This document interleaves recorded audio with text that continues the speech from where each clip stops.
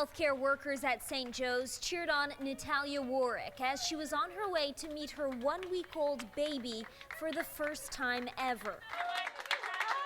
Warwick says the week leading up to this moment was terrifying. She went to St. Joe's Hospital on May 4th because her COVID symptoms were getting worse. Warwick was 34 weeks pregnant at the time, and after exams, doctors told her that her platelets were too low and she had to have an emergency C-section, completely under anesthesia. And if they couldn't stop the bleeding, they warned her that they might have to perform a hysterectomy. So now I'm going to be put to sleep. I don't know if this baby's going to survive.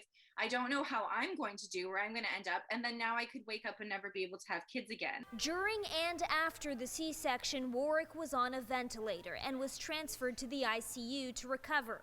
Up until this moment, she had only ever seen her baby via video through a tablet, as to not transmit the virus to her son. What was that like? I mean, seeing your baby for the first time ever on Zoom.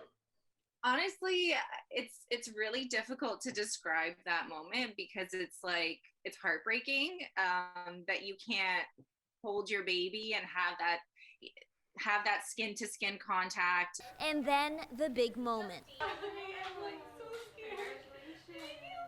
Social worker Sarah Simpson, who brought Warwick down to see her baby, says unfortunately these kinds of situations are more common now during the pandemic. To have these women who've had to be separated from their baby for up to a week, like Natalia, this is all very new for us as well. We've been doing Zoom and FaceTime and those window visits. Head of obstetrics at St. Joe's, Dr. Susan Ellis, says women who are further along in their pregnancies seem to be harder hit by COVID. COVID, particularly in the late second and third trimester, can be very serious.